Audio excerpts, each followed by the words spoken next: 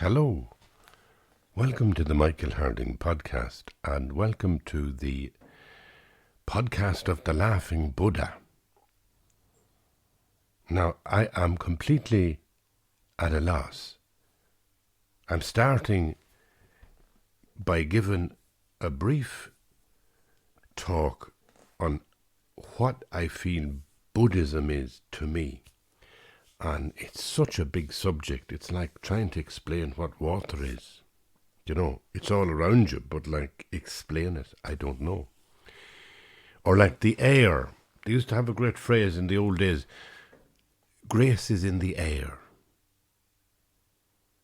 And I remember hearing a great sermon on it one time.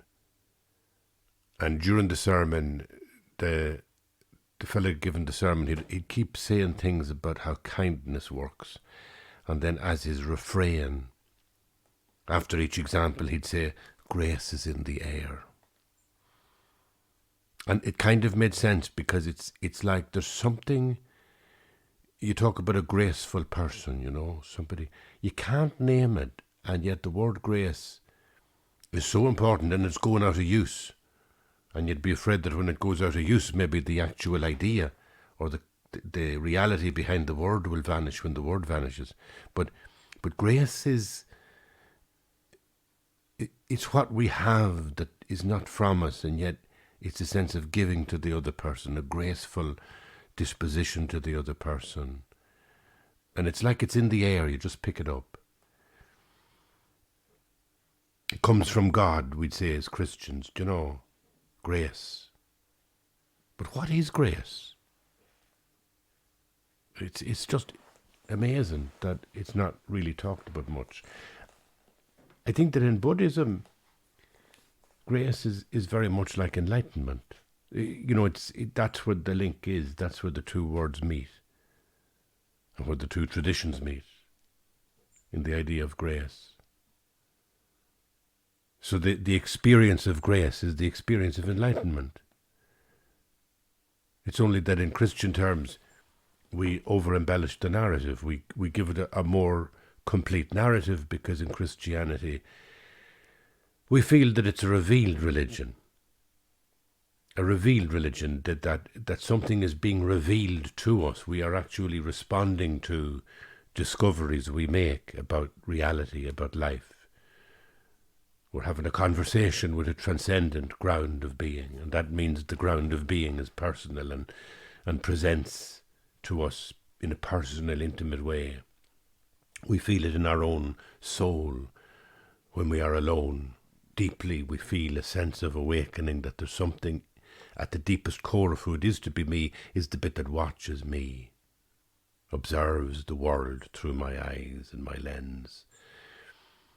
And because we live in a revealed religion within the Christian tradition, we say that this is like a personal relationship with what we call God. God's only a word. God's only a word for transcendence. God's only a word for the mystery of the dark that we know nothing about, but that we intuit is actually the presence that's holding everything together. The atoms, consciousness, everything held, the whole cosmos held in this sense of relationship, which is love, which is always about belonging, freely giving, and the joyfulness of that, right?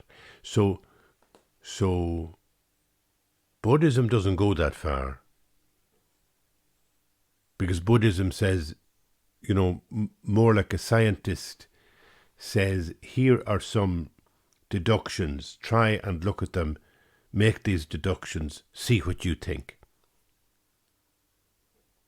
So to me, Buddhism never presents itself as a religion. Initially, it presents itself as a set of profound teachings. And you get Tibetan Buddhism, which does have ritual and does have liturgies and does have a whole embellishment of narratives in it. But they're the kind of embellishments and narratives that you might find in Jungian analysis. You know, they're mythic representations of presence, of being, and conditions of being, like the condition of love, the condition of compassion, the condition of hatred. And in some way they're kind of personalized the same way as we do in the Christian tradition too, when we think about angels and we give them names like, Michael and Gabriel. We give them names because we personalize them in a very particular way. So that's okay. It's very similar to Buddhism in Tibet, where Buddhas have names. There are many, many Buddhas. I remember going into a prayer hall one day in Mongolia when I was there many, 25 years ago with my teacher, and he pointed to one of the many big illustrations on the walls of different Buddhas, and he pointed to one and asked me to name that particular Buddha. And you could be forgiven if you didn't know the name, because there's a fierce amount of them. You'd see them in tankas. Those T-H-I-N-K-S tankas are the wall hangings that have embroidered visual images on them of people like Manjushri or Tara or whoever. And you'd see Buddhas there, blue, with big sword maybe in the hand, big belly on him. Then there's a fella called Yamantaka. Yamantaka is a white fella, and he'd have skulls of the dead hanging around his neck and a big belt around his big belly. And there's loads of skulls and that as well. And this is a Buddha. Like, you say, what's this? I thought the Buddha was the kind of cool statue sitting in the angel shop in Cavan, No, this is, what are these weird Buddhas, I'd be saying to myself. So there's cultural doors you have to go through in every religion. And anyway, I was there with my teacher, and he asked me what was the name of a particular Buddha. And I said the name, and I think I may have been right. I don't know. He didn't chastise me anyway. I'd say he would have chastised me if I had got it wrong, But there was another time with my teacher. I remember one time when we were traveling a lot in Mongolia. Sorry about that. I'm not going to redo it now. I just turn it off now, but I didn't know it was on. So we were traveling in Mongolia, and every time when you'd come to the end of a particular shire or county or region, and you were moving into another one, it would very often be marked by one of those big gatherings of stones, where the stones had been piled up in a big pyramid randomly. Very similar again to what you'd see on the top of some mountains in Ireland. The way where there's kind of holy mountains, and there you get to the very top of it. Even Queen Maeve's grave in Sligo and Knocknarea, which is, a pre-Christian but ancient religious site, and they say it's the tomb of Queen Maeve. It may very well be, but it's amazing. The gathering, the amount of stones on the top of that is extraordinary. And you see it everywhere on mountains in Donegal and in Kerry, where the ritual obviously has been to take up a stone on pilgrimage and leave it in the top. There's one very moving one, I must say, in Glencolumkill, beside Columnkill's well. So you'd know it if you ever did what they call the Torus or the pattern on the 8th of June in Glencolumkill. Part of the pattern, one of the stations, is to go up the hill, up the half mountain to the well, St. Columnkill's well. And obviously at some stage people were bringing a stone up. And so there's a huge siding of stones just beside the well, which has become a little hill in itself. So the well is just tucked in behind it. And all those were brought there. And my guess, is that a lot of them were brought there again in pre-Christian times. That would be my guess, that was a tradition that goes back to the old pre-Christian Druidic times. And of course, the whole of Glencollamkill was obviously a very pagan place, because if you look at all the various stations on the pattern, on the Taurus, the little round of sites that you go to on the 8th of June, if you look at the standing stones, it's clear that the standing stones are sometimes etched with Christian iconography or signals, but that they were there in use for hundreds, if not thousands of years before Christ. Makes Glencollamkill very ancient, and it has that resonance. And it's so similar to, again, as I said, the Buddhist practice in Tibet or in Mongolia, where you come to the end of a county and it's sort of the end of a region, and it's like a sacred space, usually up the top of a hill, and there you go again. They have piled up a whole lot of stones, and then they circle the stones. When they'd be passing through, you would tend to circle the stones 3 times, saying a prayer. And I remember one time I was there travelling with the Rinpoche, and there was 3 or 4 young monks with us, and for a moment they were giddy and they couldn't start the prayer. And he turned to me and said, Michael, and just nodded, like, so I knew he meant start the prayer. And I started the prayer, which was, can I remember it now? Mig me tse ter chen chen re zi tri me kyem pe wang po jam pel yang du pong ma lu jam se sang we dang gang cha ka pi song yan song ka pa lo sang drag pi ja pla sol wa de. And that would be said like that, recited like that 3 times. And I was so proud. And I have to say, I don't feel I was proud in a kind of a hubristic or arrogant way, like, oh, I got to say the thing, I just felt this wave of humility and surrender when he pointed to me and said, you start to think that, because the others were just being a bit giddy, and he wasn't waiting for them to quieten down. And such a privilege I felt it was. Here was I, not Tibetan, not Mongolian. They were all either Tibetan or Mongolian. They were, living and practicing the faith and traditions that they had grown up with, that the bones and the flesh and the blood of their bodies were imbued with over centuries. And here was I, a stranger, somebody who had come to Buddhism at 40 years of age because I was having a nervous breakdown and I couldn't afford a psychiatrist.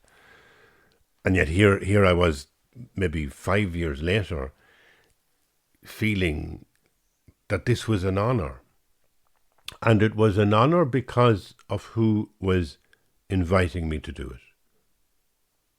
So I had, even though we never really spoke, we never, had small talk, sitting down and chatting, but the fact that he was the Rinpoche and I had taken refuge in him, which was to, try and become his student and learn as much about Buddhism and practice it as well as I could.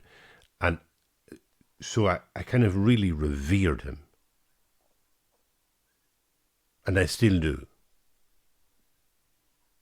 And that's probably the first big idea or first big lesson in Buddhism.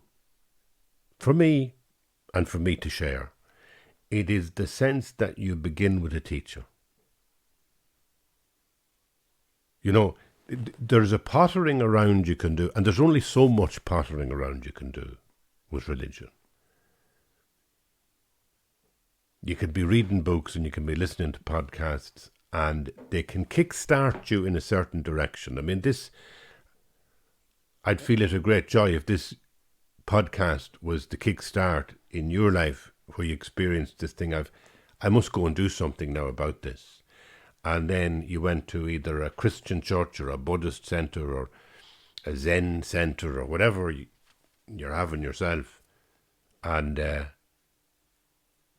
I think it would change your life. I do think that religion does tend to change your life. Maybe it's because your life is always at a vulnerable point when you look for religion.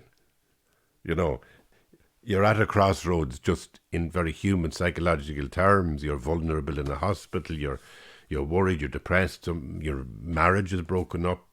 You're in grief. You've lost a loved one. Maybe those are the times when people turn to religion, and maybe that's why religion seems to look like it changes your life, because you go to it at times where your life is changing. I don't know, but one way or the other, it changed my life. I was 40 years of age, and to be honest with you, look at it this way. It may be because your life is changing that you go to religion, but the fact that you go and seek some help religiously, that you try and open your heart to the prayerful path in life, it probably does mean that your life lands somewhere else. Somewhere that it wouldn't have landed if you hadn't taken that particular religious path. And that may be where religion really does save people's lives.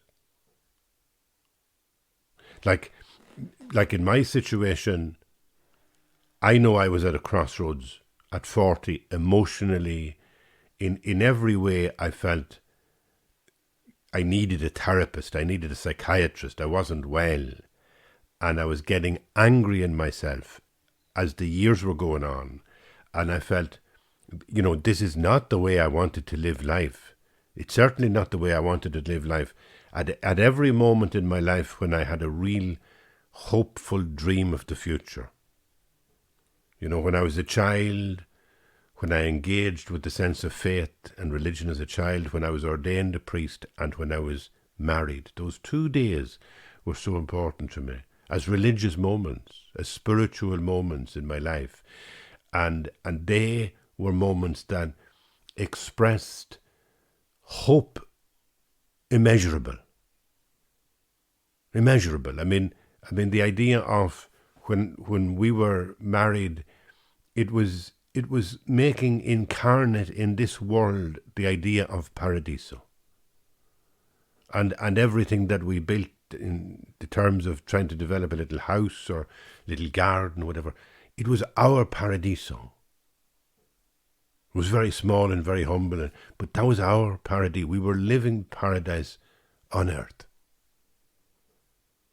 Days that were are there forever, because they were lived as a metaphor. They were paradiso. It's the wonderful thing about marriage. It's the wonderful thing about not just having a relationship. And we did have a beautiful relationship, a love relationship, for maybe, I think, 7 years before we were married. But then the marriage becomes a ritual of powerful possibility, because you're taking in your hands your future. It's like holding water in your hand. Your 2 hands cupped, and it's like holding water in it. And you're saying, this is my future. And you don't want that to trickle away. So there's something very precious about the promises and the ritual and all the ceremony that goes into a wedding. And it makes total sense to me that people put so much effort into it. But it also makes huge sense and important sense to me that we have now moved forward in Ireland to a point where there is same-sex marriage, that people who love each other and want to do that and just happen to be of the same sex, and then they're told, well, you can't do it because our religion tells us that that's wrong. So I really rejoice in the liberal agenda and the movement towards those things. And I rejoice in them because I'm a Christian and because I believe in the importance and the value and the sacredness of marriage. And I don't buy the idea that only one institution can do that. Because I know that people, and I've been at weddings where, the celebrant was not a Roman Catholic priest or not maybe even a Christian minister, but I've still been at ceremonies that were about the deepest level of faith, the deepest level of, two people promising to each other paradiso, eternity, forever in this moment, and saying that we will live out our future life not in the practical realism and the economic mundanity of modern contemporary secular life, but we will live it out as a metaphor. We will live it out as a poem of faith in some transcendent otherness, some other ground of being. That's what marriage is at its best, and it's very, very powerful and very, very sacred. And to be honest with you, I have to say this, I think that when you do those rituals, when you go in the religious or spiritual journey, you do transform yourself insofar as you land in a different place than had you not done that. Do you get me? You land in a different place. I went to my teacher and I took refuge in him, and I started to study Buddhism because I thought Buddhism is psychotherapy. There's nothing revealed it's not a revealed religion. So I'm going to try Buddhism as a way to be more human and more awake and more the joyful person that I was on the day that I was married or the day that I was ordained or when I was a young child in the glory and beauty of, looking at the angels and saying my prayers as a child. I want to be that innocent again. I want to be that joyful. That is the only way to live life. And how do I do it? Because I'm getting angry and I'm getting frustrated. I'm getting old. I was only 40. So I go to the Buddhism. Maybe if I had money, I would have gone to psychotherapy and landed somewhere else. I don't know. But I went to the old religion. I went to, obviously, to Buddhism because it was outside the Christian tradition. And I went and I took refuge. The first night I went over was an evening in midsummer. And Rinpoche, the great Lama, he was actually in India, traveling in India with his students in India at that time. He had loads of students in India in a particular monastery in the south of India. So that was okay. He wasn't there, but I said to the woman who was running the place, Marjorie Cross at the time, I said to her, I'd like to take refuge in the Rinpoche, even though he wasn't there. And so for the next 6 months, I was like a novice. I was intent on taking refuge. I wasn't gonna vet him. I wasn't waiting to meet him to see how I would get along with him. I had already taken the leap. And then when he came back, I think it was in January, and I said, I'd really like to learn more about Tibetan Buddhism, and I'd be very happy to take refuge in you. Taking refuge in him had a little ritual to it, like a 5-10 minute ritual between the two of us, and I think with Marjorie as a witness, where you simply promise to, study and to learn and to respect him as a great teacher. So I said the only qualification to that, I said, is that like I am still in some sense a Christian priest.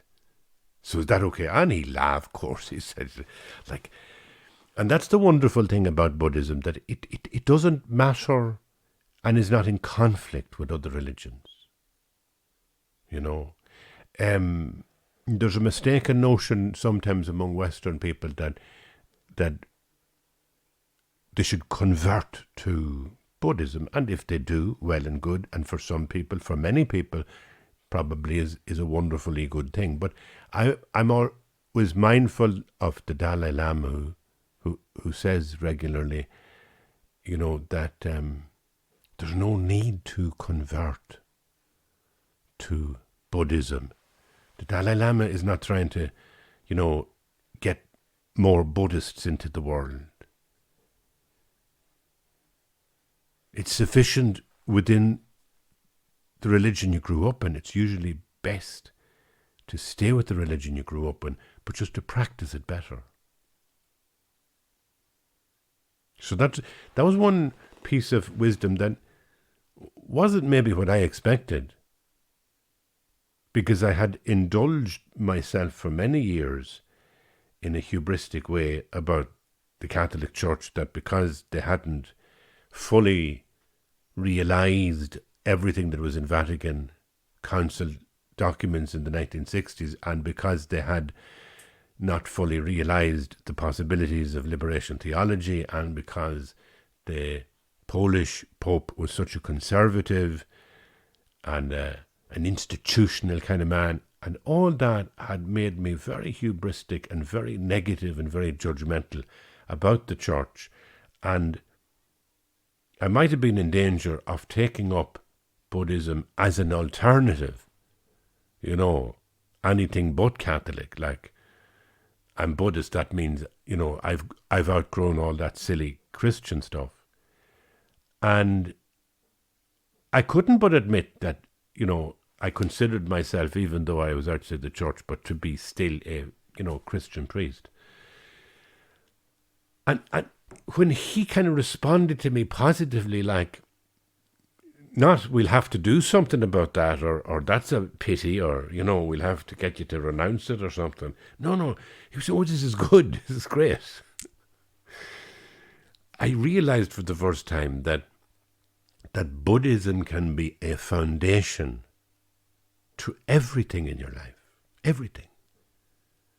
It's not about changing anything. It's not about differentiation. It's not about trying to find what's the best therapy, what's the best religion. There's no differentiation in anything. Where you are is where you are. It's not that it wouldn't be better somewhere else, or that it wouldn't or would. It's simply there is no somewhere else. There is only you here now. I'd be a little bit, inclined to disagree with that fella, Jordan Peterson, on this one. He's very, very eager all the time not to tell people they're okay where they are. Because, as he'd say himself, you could be so much better. You got this 60 years, you can improve your life. And you can see the school teacher in him, the really good teacher in him, who is appalled at the idea of young people being lazy and not pushing themselves to better themselves because of bad teachers. And that was so much the case in Ireland for many years. You go into country areas and you'd have places where if the young kids from poor backgrounds, culturally on the edge in the old colonial days, and if you didn't encourage them, you just left them in their mess. And then a teacher would come in and say, you can be so much better. And very often, by the way, that was nuns who did that in Ireland. And so were wonderful, wonderful people who inspired generations of young women, and the same priests did it for young boys. I mean, that's the case. We ended up with waves and waves of people who are wonderfully educated and coming from very, very humble areas in this post-colonial culture that we've been living in for 60 or 70 years. And yet And yet people achieved stuff because their teachers were so crucial and so important. You could be so much better. What a wonderful thing to say to young people, you know. You can do it. Yes, you can. You can improve. You can master this Latin. You can master this maths, this science, whatever. And what a wonderful thing to say to women, young girls coming up. Of course you can be as good as anybody, the best. And now that's happening. And the women are becoming the highest achievers educationally. And that's wonderful. How marvellous. Anyway, I'm not inclined to agree with it because I think it's a very school teacher thing. And I think there's another side to it, and that is that philosophically, it's like taking too much responsibility. So when I'm dealing with a young person, I don't necessarily say, oh, but you could do so much better, because I'm not a teacher. So I say to them, yes, you are. You are good where you are. You are acceptable where you are. And, excuse me, I say to them, yes, you are acceptable where you are. Because I think that's, because I'm not a teacher, it's like I'm trusting that the world will reveal itself to you in the right way, and that you will find the teachers, and that it will all happen for you. So you're going to improve, even though I'm not going to be, you know, banging the table telling you that you need to improve. And it's a strange way to teach, and to be honest with you, I've found it works a lot, even as a teacher. You know, that rather than be really pushing the children, sometimes you can just listen to them and just be there for them in a way that's maybe putting a bit of a text in front of them when you think that's the right moment for them to read that.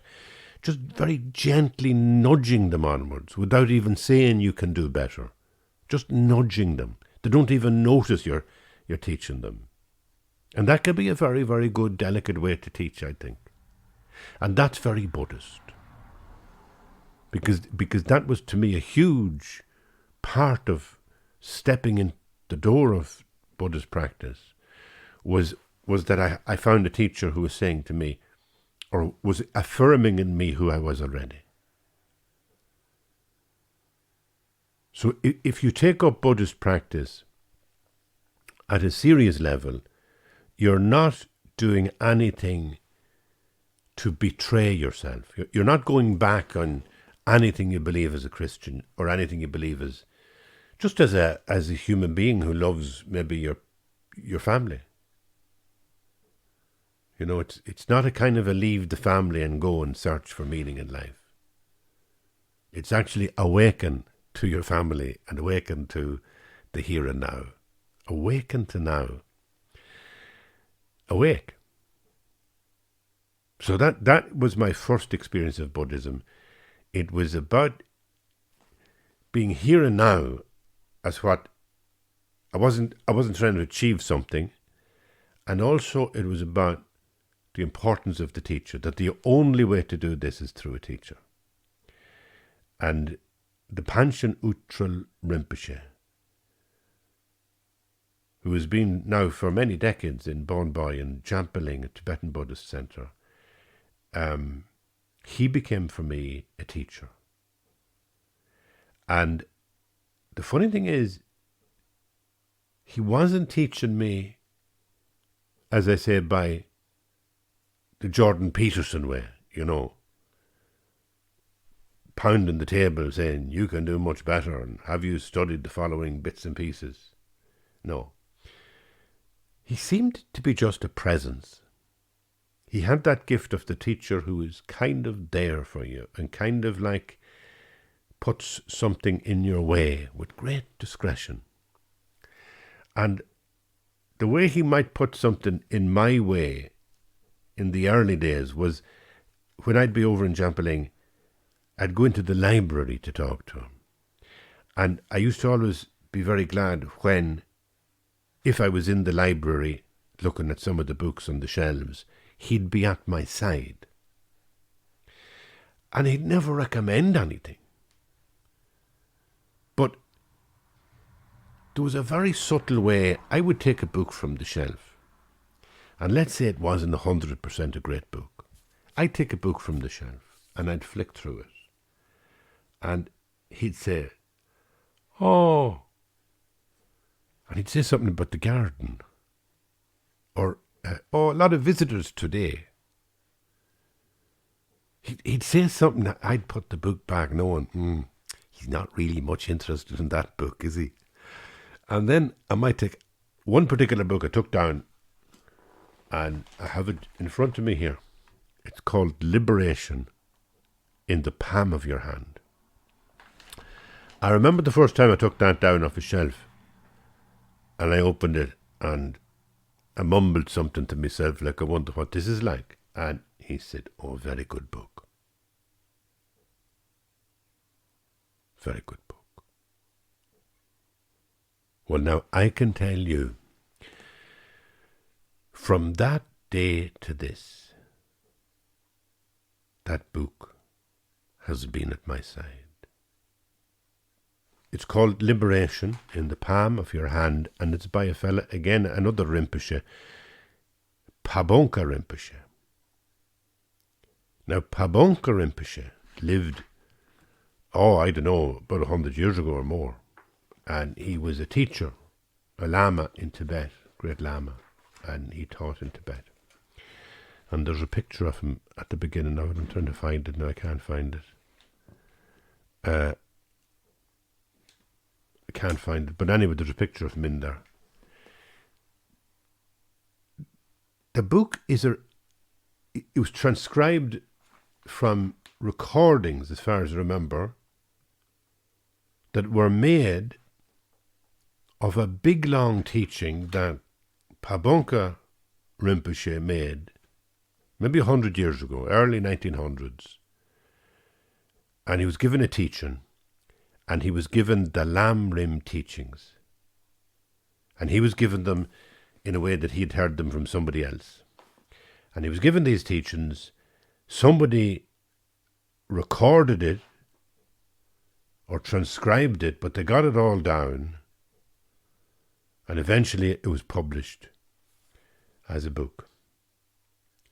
And I use it as kind of my foundation book for all the Lam Rim. And I'm not recommending it, and I'm not recommending it because it's shocking old-fashioned. And you could be saying to yourself, what am I reading? It's pure nonsense in one sense. It's more like a manual for how to fly a plane. You know, a thing they tend to do in Tibetan texts is they're very schematic about it. You know, they section out things in a very schematic way. And I'll give you an example by just randomly going into page 396. It says, what to take refuge in. Section 1, the actual identification of the things to take refuge in. Next section, the reasons why they are fitting objects of refuge. Next section, the first reason. Next, the second reason, the third reason, the fourth reason. Do you see what I mean? It's all very schematic and logical. But that makes it wonderful as a foundational book. But it's also, you have to remember, written or spoken. This is from the oral tradition in Tibet over a century ago. And it takes no cognizance of modernity or the culture that we grew up in through the Enlightenment. It takes no cognizance of the history of the 20th century in Europe, or even the history of the 20th century in Tibet. It's from a completely different world. But it contains the Lam Rim teachings, and it contains them structurally exactly as would be taught by my teacher. Or the same would be taught by the Dalai Lama or a previous Dalai Lama or anybody in the Golugpa school of Tibetan Buddhism, which goes back to their founder in the 15th century, a guy called Tsongkhapa.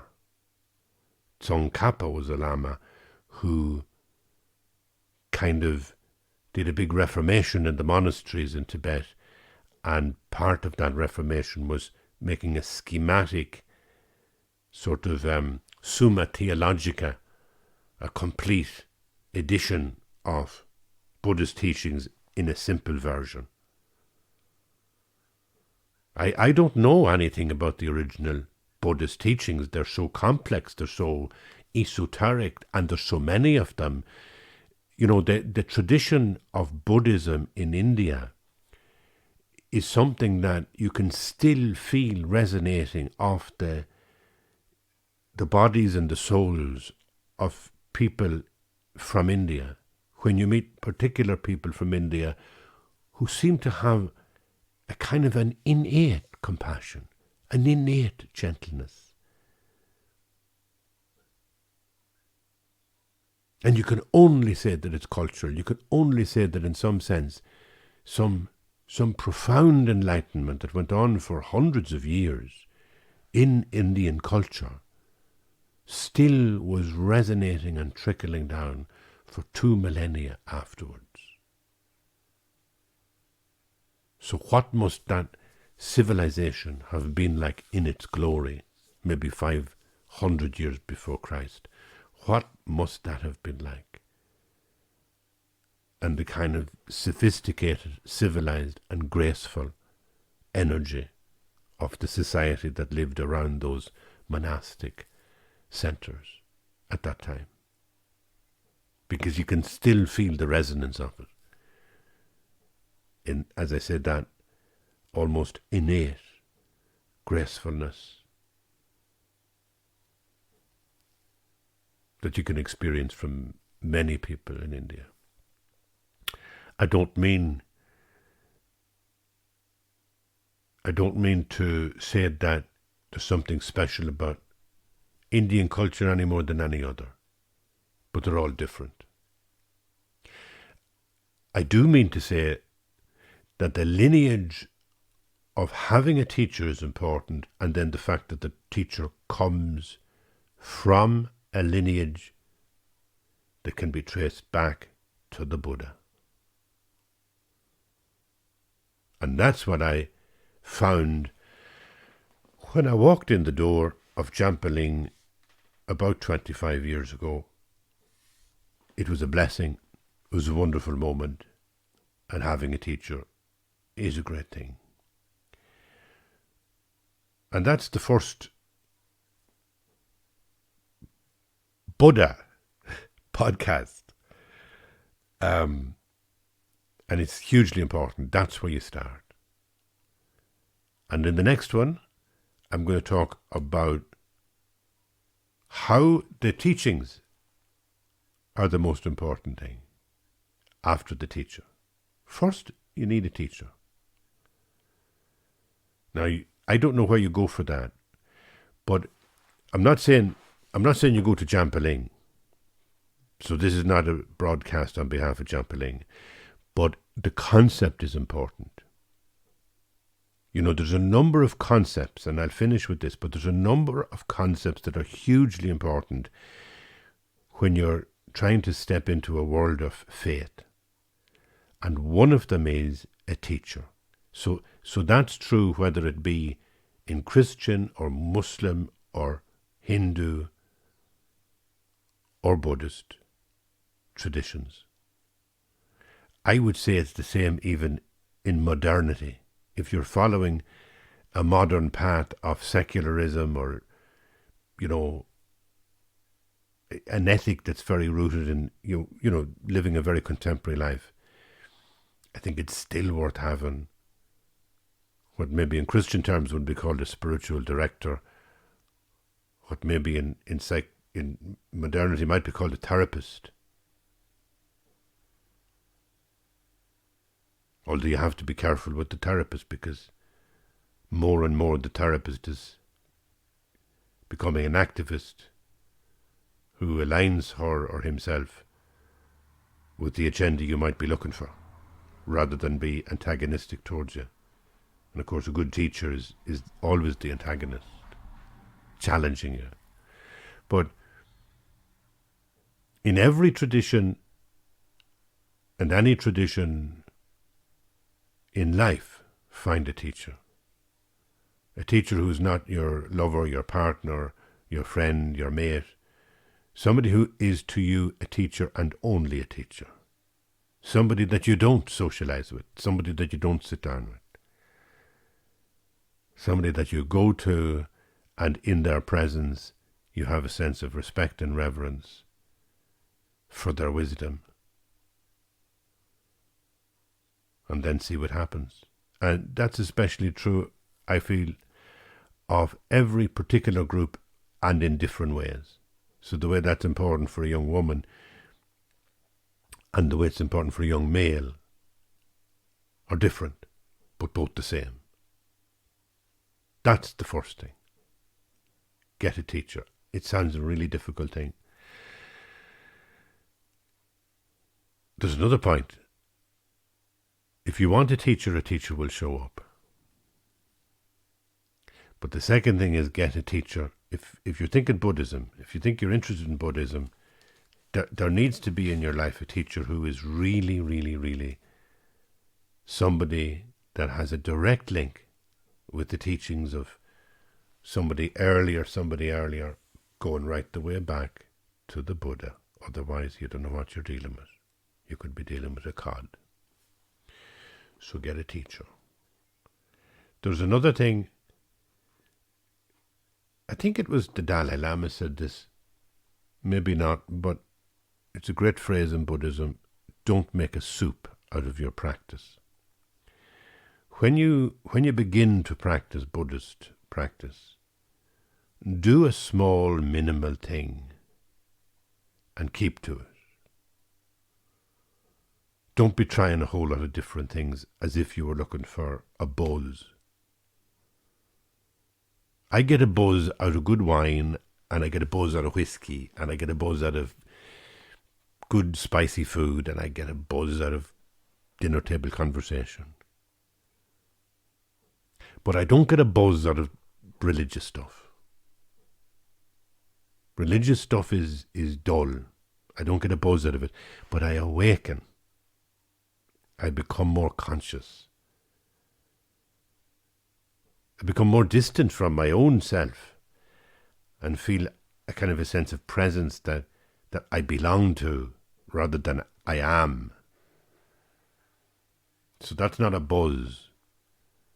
It's a foundation for everything.